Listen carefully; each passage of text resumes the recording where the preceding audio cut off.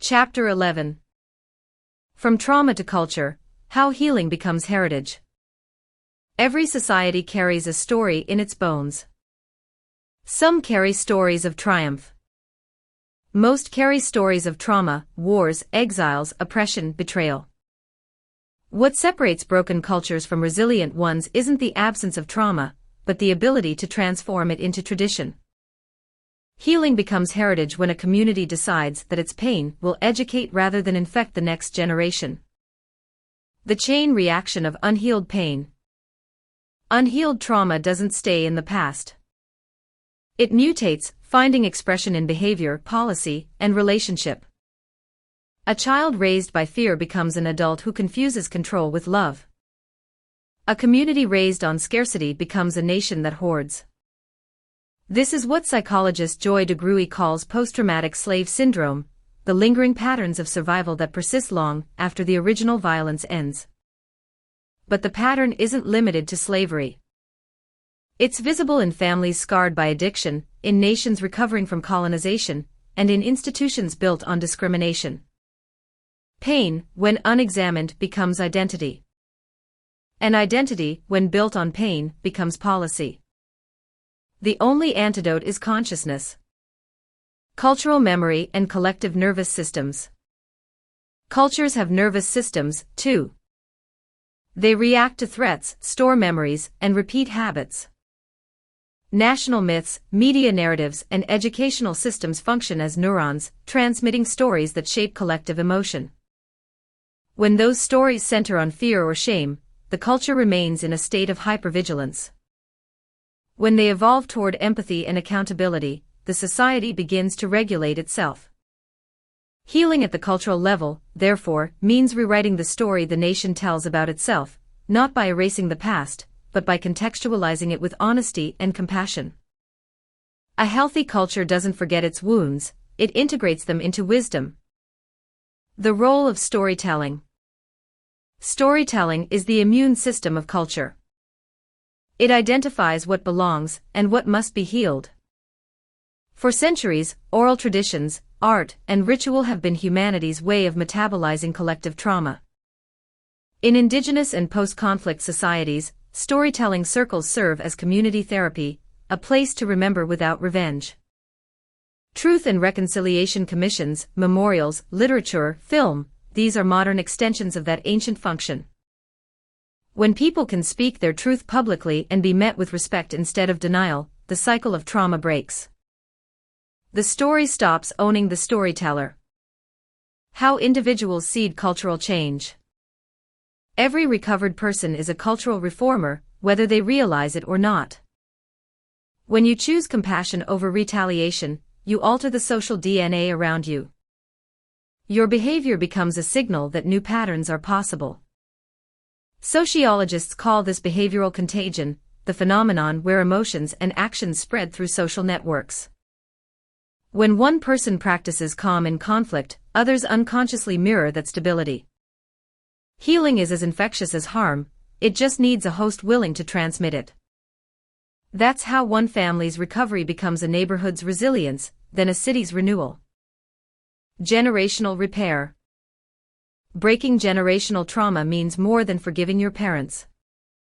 It means refusing to pass on what they didn't know how to heal. Every generation faces a choice, to replicate or to recondition. Replication is unconscious, the easy repetition of familiar pain. Reconditioning is conscious, the deliberate creation of new patterns of care. Parents who apologize model accountability. Leaders who admit mistakes model humility. Communities that face history model strength. These acts of honesty are how healing becomes heritage, one conversation at a time. From secrecy to transparency. In families, secrecy protects shame, in nations it protects corruption. Both forms of secrecy prevent healing. When truth is buried, it festers. When it's spoken, it disinfects. Transparency, whether in households or governments, is the bridge from trauma to culture. It allows collective memory to be honest without being weaponized. This is why truth-telling is sacred work. It doesn't undo the past, it redeems the present. The architecture of cultural healing. If we think of societies as bodies, then institutions are their organs. For the body to heal, every organ must participate. Education teaches emotional literacy, history, and empathy alongside academics. Media shifts from exploiting outrage to amplifying understanding. Justice systems evolve from punishment to restoration. Healthcare integrates mental and social wellness with physical treatment.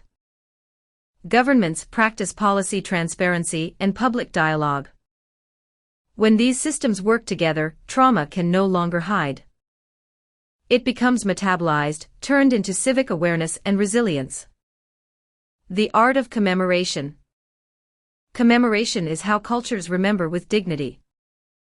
It's not nostalgia or guilt, it's education through reverence. Memorials, museums, national days of reflection, these acts remind societies where they've been, so they can decide where to go. They turn pain into curriculum. The goal is not to reopen wounds but to prevent amnesia. Because forgotten pain always repeats itself, first as memory, then as history, then as policy. The science of collective hope. Just as chronic fear reshapes individual brains, collective hope reshapes cultural ones. Communities with shared optimism show higher cooperation, civic engagement, and public health outcomes. Hope is measurable. It increases dopamine and oxytocin in groups, promoting trust and creativity. In economic terms, hope is social capital, a renewable resource that expands with use.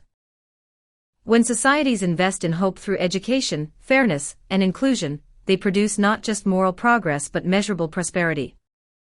Healing is not only humane, it's efficient. Cultural rituals of healing. To move from trauma to heritage, communities need rituals that reaffirm belonging after rupture. These can include community storytelling nights, where people share lived experience across generations. Art and theater programs, translating pain into beauty and dialogue. Public apologies and reparations, transforming guilt into growth. Intergenerational mentorship, bridging wisdom and youth. Annual remembrance ceremonies, honoring resilience, not victimhood. Such rituals signal to the collective nervous system, we have survived, we will not repeat. Healing as identity. Imagine a society whose identity is not its suffering but its recovery, a place known not for what broke it but for how it rebuilt. Japan calls this concept kintsugi, the art of repairing pottery with gold, highlighting cracks instead of hiding them. The repaired object becomes more valuable because it has been broken. Cultures can do the same. When they integrate trauma openly, their cracks become their art. Their resilience becomes their reputation. Their healing becomes their heritage. Closing reflection. Trauma divides, healing unites.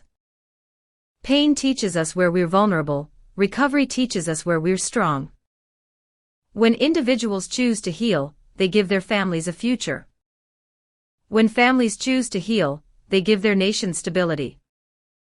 When nations choose to heal, they give humanity a chance. Our inheritance is not just what we survive, it's what we transform. Because the true measure of civilization is not its wealth or technology, but its willingness to turn wounds into wisdom. That is how healing becomes heritage. That is how trauma ends, not with silence but with story. End of chapter 11, From Trauma to Culture. How healing becomes heritage. This is a moment in the book where healing stops being a reaction to pain and becomes a cultural inheritance. In this chapter, we'll explore how recovered individuals and communities can pass their healing forward, transforming pain into wisdom and resilience into legacy. Chapter 12. A Future Worth Belonging to.